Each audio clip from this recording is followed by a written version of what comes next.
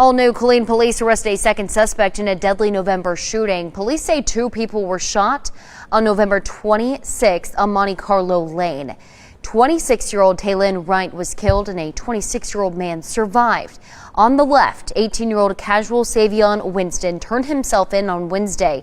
He's charged with aggravated assault and murder. And on the right, 18-year-old Jada Raquel Levy is charged with murder and aggravated assault. Both remain in jail. In the early morning hours of November 26, 2025, police units were dispatched to a residence on Monte Carlo Lane in Killeen, Texas, following reports of gunfire coming from a quiet residential block. Inside the home, officers discovered 22-year-old Killeen Wright unresponsive, suffering from multiple gunshot wounds, along with a male companion who had been shot but was still alive. Evidence at the scene indicated the gunfire originated from outside the residence, with rounds fired directly through the front door. What initially appeared to be a sudden act of violence quickly raised questions among investigators. As detectives began reconstructing the timeline, attention shifted to digital communications, prior connections, and individuals familiar with the victim. Within weeks, the investigation led to 2 18-year-olds, Jada Raquel Levy and casual Savion Winston, whose alleged involvement suggested the shooting was not random, but deliberate. Stay with us as we unravel this shocking story and uncover the heartbreaking details of what led to this senseless loss. Before we begin, let us know in the comments, where are you watching from? And what are your thoughts as the story unfolds? Welcome to True Crime Tales, where we reveal the crimes that shock communities and the secrets hidden behind closed doors. These are real people, real events, real consequences. Hit subscribe and turn on notifications. You won't want to miss what's coming next. Now, let's begin. Killeen Wright was 22 years old at the time of her death. She was a resident of Killeen, Texas, a city with a significant military presence and a mix of long-term residents and transient populations. Wright lived in a residential neighborhood on the 1900 block of Monte Carlo Lane, an area consisting primarily of single-family homes and small residential clusters. At the time of the incident, Wright resided in the home where the shooting later occurred.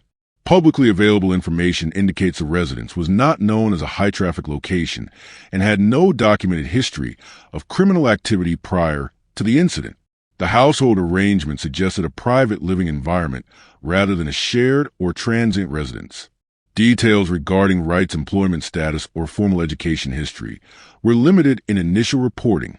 However, investigators later confirmed she maintained an active social life and regular communication with friends and acquaintances. There was no public record indicating involvement in criminal activity. Her daily routines appeared consistent, with no documented disruptions or reported threats in the immediate period before the shooting. Wright's lifestyle, based on investigative findings, reflected typical patterns for someone her age living independently. She maintained regular contact through her phone, used social media, and spent time at her residence with visitors she was familiar with. Her social circle included friends and associates within the Killeen area, some of whom investigators later interviewed as part of the case. Law enforcement examined Wright's recent communications to determine whether she had been involved in disputes or conflicts. While no long-standing feuds were initially identified, detectives later determined that certain interactions in the weeks leading up to her death warranted closer scrutiny. These interactions did not immediately suggest imminent danger, but later became relevant as the investigation progressed. In the final weeks before the shooting, Wright's routine did not show obvious deviations. There were no reports of her seeking police assistance, changing residences, or expressing concerns about personal safety. In the days immediately preceding the incident, her activities appeared consistent with her normal schedule, contributing to early assumptions that the shooting was unexpected and not preceded by visible escalation. On the evening before the shooting, Wright was inside her residence. Investigators reconstructed a timeline based on phone records, witness statements, and the account provided by the surviving male victim. According to these findings, the evening unfolded without any reported disturbances. At least one other individual, later identified as a male companion, was present inside the home with Wright. The nature of their relationship was known to investigators, and his presence was not considered unusual based on Wright's established social patterns. Activities inside the residence appeared routine. There was no evidence of a gathering, party, or conflict taking place that evening.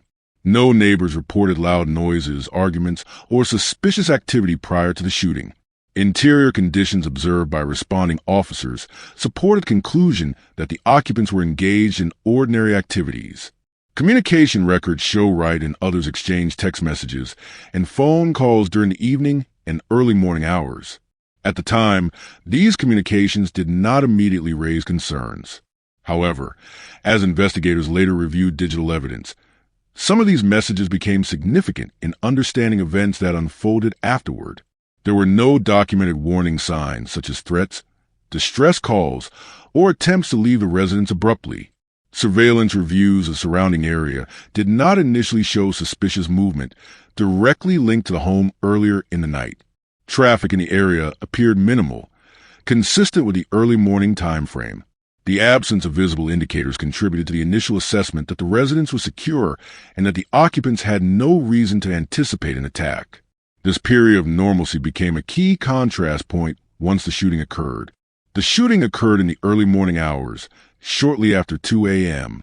The residence on Monte Carlo Lane was quiet at the time, and surrounding homes were largely inactive. Gunfire was discharged from outside the residence, directed through the front door. Investigators later confirmed there was no attempt to enter the home physically before or after the shots were fired. The attack was limited to gunfire through the door, indicating a targeted action rather than a burglary or forced entry. Inside the home, Wright and her male companion were positioned away from the entrance. Ballistic analysis later helped investigators understand the trajectory of the bullets and how they traveled through the interior space. Wright was struck by multiple gunshots and collapsed inside the residence. The male companion was also struck by gunfire but sustained injuries that were later classified as non-life-threatening. His location inside the home and the nature of his injuries suggested he was not the primary target of the attack. Immediately after the shots were fired, the residence fell silent. There was no evidence of a confrontation inside the home following the gunfire. No items were disturbed beyond damage caused by the bullets. Wright was found unresponsive when first responders arrived. Her injuries were severe, and there were no signs of defensive actions or movement following the gunfire. The condition of the scene supported the conclusion that the shooting occurred rapidly and without warning. Emergency services were notified through 911 calls reporting gunfire at the residence. Dispatch logs indicated a prompt response, with patrol units and emergency medical personnel arriving within minutes. First responders secured the scene upon arrival to ensure there was no ongoing threat. Officers entered the residence and located both victims. Medical personnel assessed Wright and attempted life-saving measures, but she was pronounced deceased at the scene due to the extent of her injuries. The surviving male victim received emergency treatment inside the residence before being transported to a nearby hospital. His injuries were stabilized, and he later underwent further medical evaluation. Law enforcement secured the area, established a perimeter, and restricted access to the residence. Detectives were notified, and the scene was preserved for forensic processing. Shell casings, bullet impacts, and structural damage were documented as part of the investigation. The initial emergency response marked the transition from a reported shooting to a homicide investigation. From that point forward, the case shifted toward identifying responsibility, determining motive, and reconstructing how the attack was planned and carried out. When officers arrived at the residence on Monte Carlo Lane in Killeen, Texas, the first priority was to establish a secure perimeter around the home. Patrol units blocked access points to prevent contamination of evidence and to ensure the safety of first responders and investigators. The perimeter extended beyond the immediate front of the house to include adjacent yards and the street area where shell casings or other physical evidence could have landed. Once the scene was secured, investigators began the systematic recovery of ballistic evidence. Multiple shell casings were located outside the residence, primarily concentrated near the front entryway. The positioning of the casing suggested that shots were fired from outside the home rather than from within. Each casing was photographed in place, marked, and collected for later comparison and laboratory analysis. A bullet trajectory analysis followed. Investigators examined the angles at which bullets entered the front door and traveled into the interior of the residence. The trajectory paths indicated that the rounds penetrated the door and continued into the living space, striking objects and victims inside. This analysis helped determine the shooter's approximate position, height, and distance from the door at the time the shots were fired. The front door sustained visible damage, including multiple bullet entry points clustered at mid-level height. Inside the residence, investigators documented damage to walls, furniture, and other structures consistent with the bullet paths. This interior damage confirmed that the gunfire was directed inward, not the result of a confrontation inside the home. Blood-stained documentation was conducted throughout the residence. Investigators photographed and mapped blood patterns on floors, walls, and nearby surfaces. The distribution of bloodstains helped establish where the victims were located at the time they were struck and how they moved afterward. This documentation was critical for reconstructing the sequence of events during and immediately after the shooting. Law enforcement also collected digital devices from the scene, including mobile phones belonging to the victim and other individuals present. These devices were secured for forensic examination, with the intent of reviewing communications, timestamps, and location data relevant to the investigation. In addition, officers conducted a search for surveillance footage in the surrounding area. Nearby homes, doorbell cameras, and street-facing security systems were canvassed. Investigators sought video that might show individuals approaching or leaving the residence, vehicles passing through the area, or activity consistent with the time of the shooting. In the early stages of the investigation, detectives considered multiple initial theories, including the possibility of a random shooting, a mistaken address, or a personal dispute that escalated into violence. Each theory was evaluated against the physical evidence recovered at the scene. As forensic findings were reviewed, investigators determined that all shots were fired from outside the residence. There was no evidence of gunfire originating from within the home, and no signs of a struggle or confrontation inside prior to the shooting. This finding shifted the investigation away from scenarios involving an internal dispute. Detectives also conducted an assessment to rule out robbery. No forced entry was observed aside from the bullet damage to the door. Personal belongings appeared undisturbed, and no items of value were reported missing. This assessment further narrowed the scope of potential motives. With robbery excluded, investigators began to focus on targeted intent. The location of the gunfire, the number of shots fired, and the timing of the attack suggested a deliberate act rather than random violence. This conclusion prompted a deeper examination of the victim's personal connections and recent interactions. The case was formally assigned to homicide investigators, who brought specialized experience in complex and planned violent crimes. These investigators worked closely with forensic analysts to integrate physical evidence with emerging digital findings. From an early stage, detectives coordinated with prosecutors to ensure that evidence collection met legal standards and to prepare for potential charges. This coordination allowed investigators to focus on gathering admissible evidence that could support criminal complaints. A male companion, who was present in the residence at the time of the shooting, survived the attack with non-life-threatening injuries. His identity and age were documented by law enforcement and included in official reports. Investigators established that the male victim had a personal relationship with Tylin Akaya Wright. The nature of that relationship was examined to determine whether it had any relevance to the motive behind the shooting. The surviving victim provided a statement to police after receiving medical treatment. In his account, he described hearing gunfire originate from outside the front door before being struck by a bullet. He identified where he was positioned inside the residence and described the immediate aftermath of the shooting. According to his statement, the male victim was inside the home near the front area when the shots were fired. He reported no prior confrontation or warning before the gunfire began. Medical records documented the injuries he sustained, which were consistent with the bullet trajectory analysis conducted at the scene. After treatment, he was released from the hospital and remained available to investigators. The male survivor became a key witness in the case due to his presence during the shooting and his ability to provide first-hand information. Detectives compared his statement against physical evidence and digital findings. During this process, investigators assessed consistencies and inconsistencies in his account. While many details aligned with forensic evidence, detectives continued to evaluate all statements carefully as the investigation progressed. A major turning point in the investigation came from the examination of recovered mobile phones. Digital forensic analysts extracted data, including text messages, call logs, and timestamps. The analysis of text messages and call histories revealed communications between individuals later identified as suspects. These messages were reviewed chronologically to understand the context and timing relative to the shooting. Investigators identified communications that suggested planning rather than spontaneous action. Certain messages indicated coordination, discussion of movements, and references to timing consistent with the shooting window. Through this analysis, detectives were able to identify individuals referenced in the messages and establish connections between them. These connections provided clarity regarding who may have been involved in organizing or carrying out the attack. A detailed timeline of digital activity was constructed, covering hours and days leading up to the shooting. This timeline included message exchanges, call activity, and periods of inactivity that aligned with the time of the crime. Investigators also noted language indicating coordination or intent, such as directives, confirmations, and references to specific actions.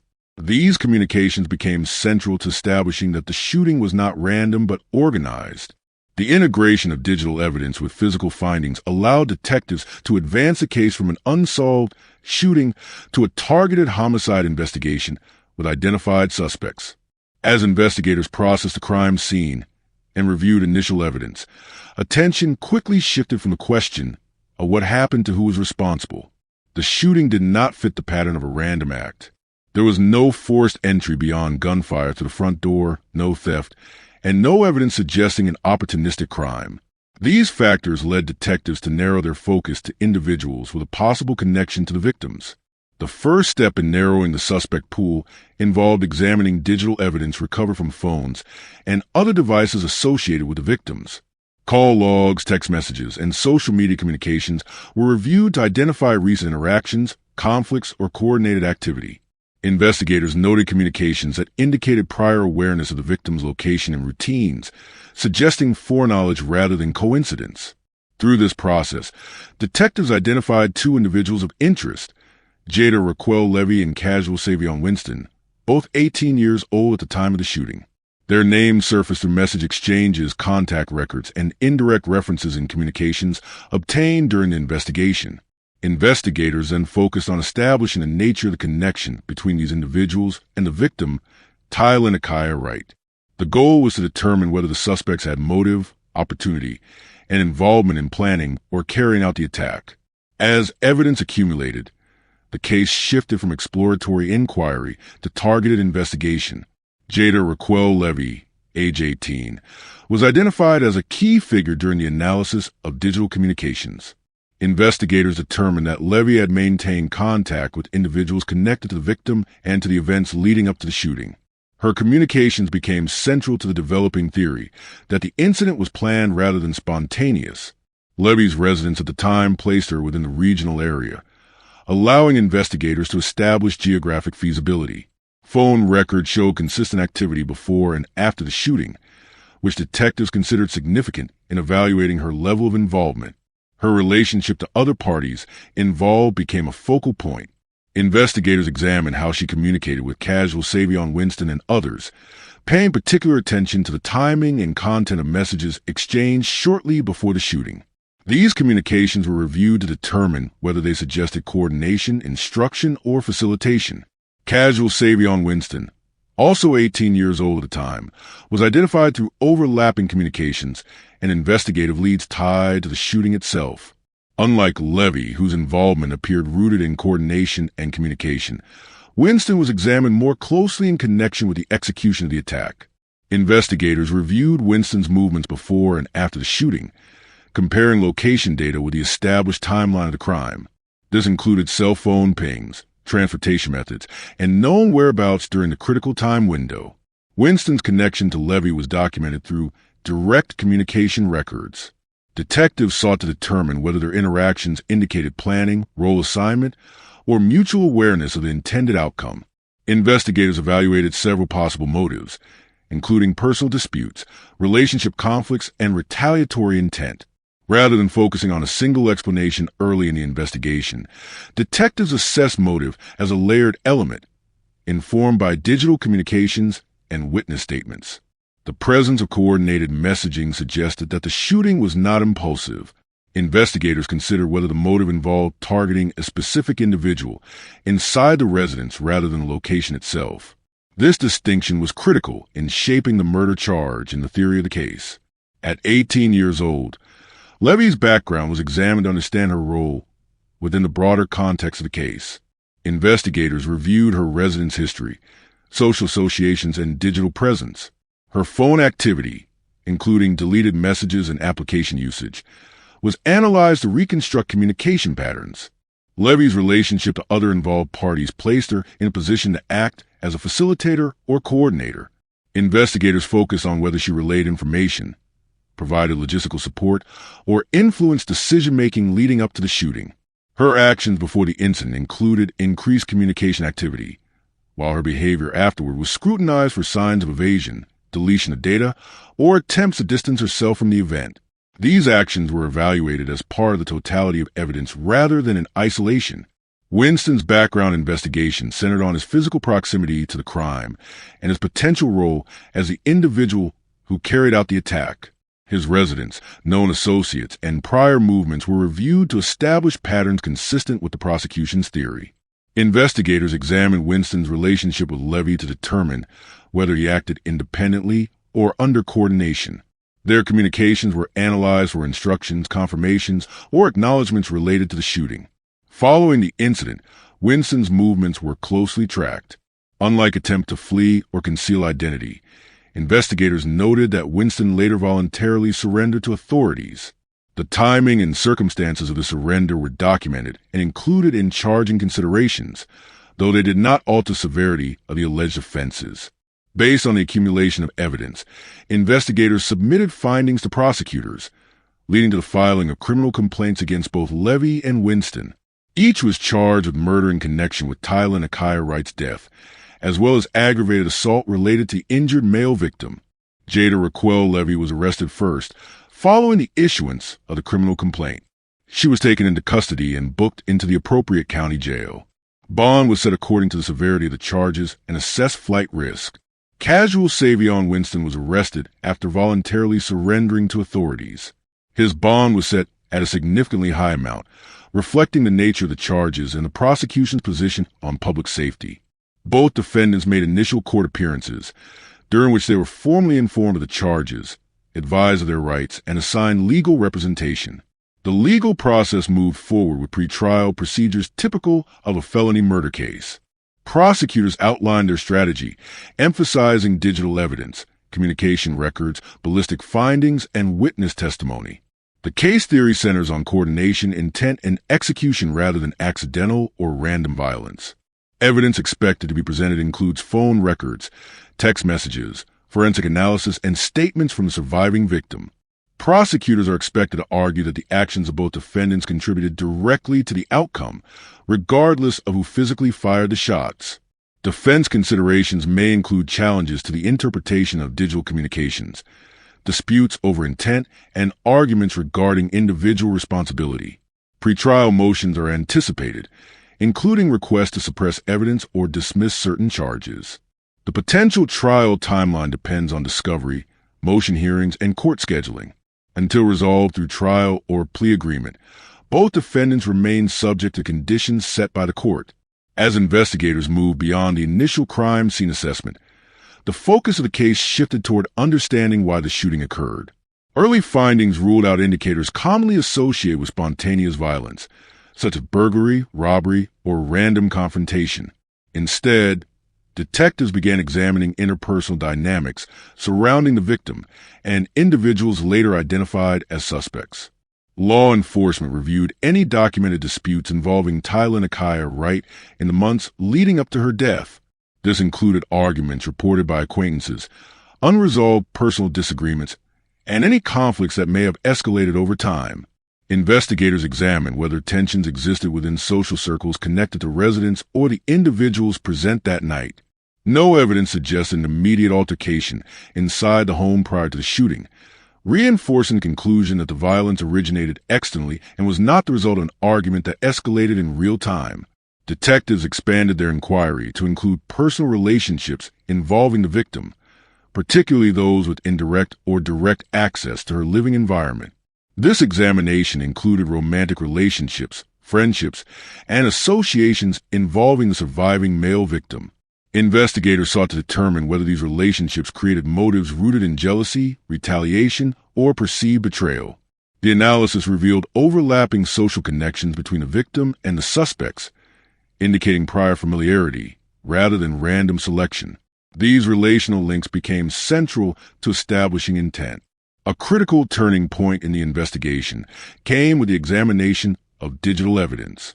Investigators analyzed text messages, call logs, and electronic communications recovered from seized devices. Within these records, detectives identified messages exchanged between individuals later charged in the case. The content and timing of these communications suggested prior discussion of the victim and referenced actions that aligned with the timing of the shooting. Language patterns, coordination indicators, and message sequencing supported the theory that the act was discussed before it occurred.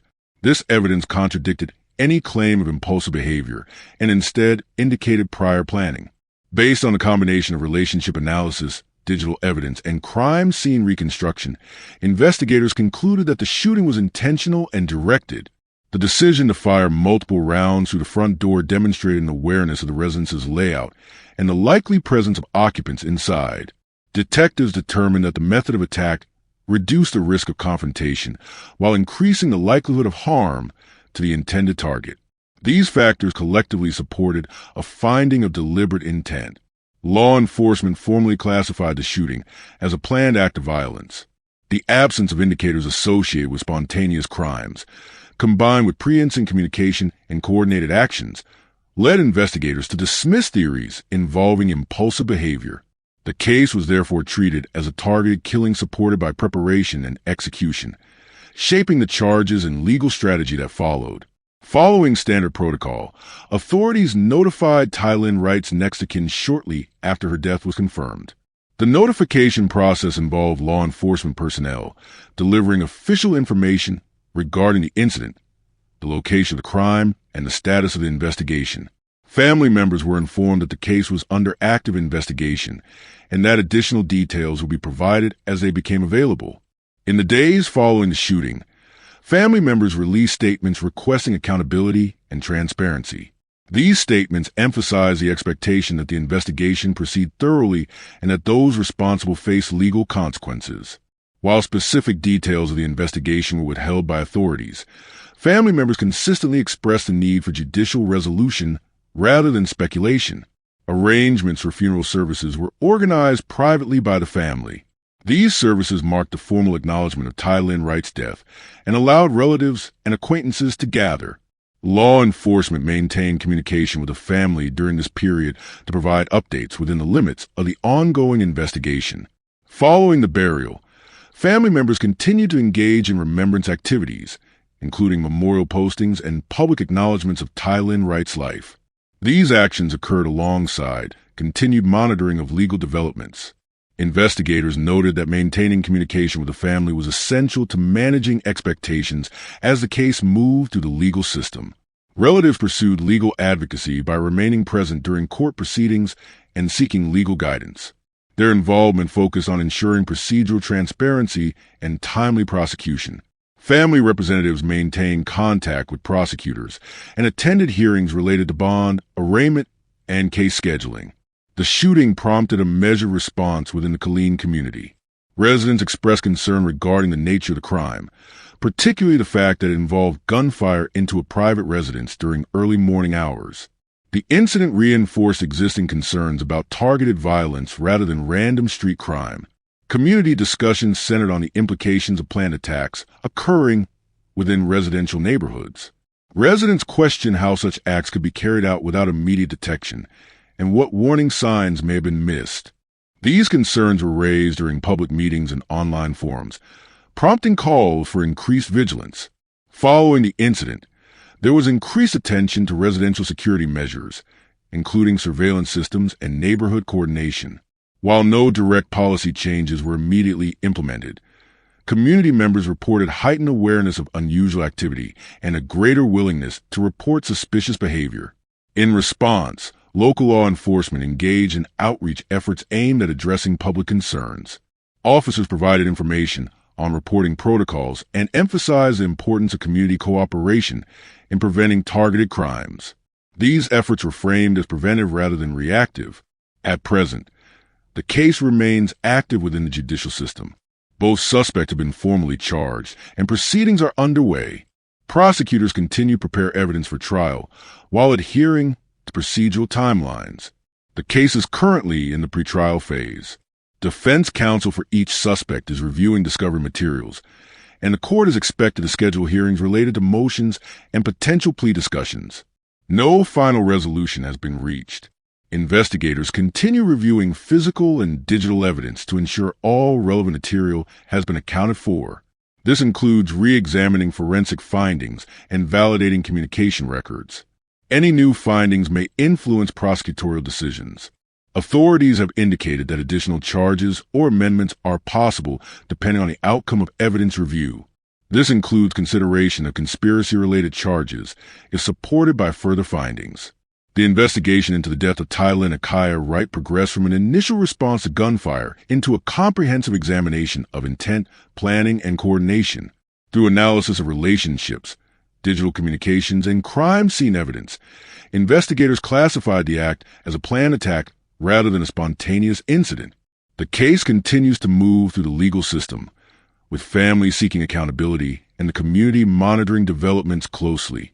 As proceedings advance, the focus remains on evidence-based prosecution and judicial determination. The case stands as a documented example of how planned violent acts are identified, investigated, and prosecuted within the criminal justice system. If you found this story as gripping and heartbreaking as we did, don't forget to like this video and share it with others. And if you want to hear more true crime stories that uncover the mysteries behind these tragic events, make sure to subscribe to our channel and turn on the notification bell. You won't want to miss our latest stories, updates, and discussions. Thank you for joining us on this journey to seek justice and explore the truth. Together, we can make a difference. Until next time, stay safe and stay aware.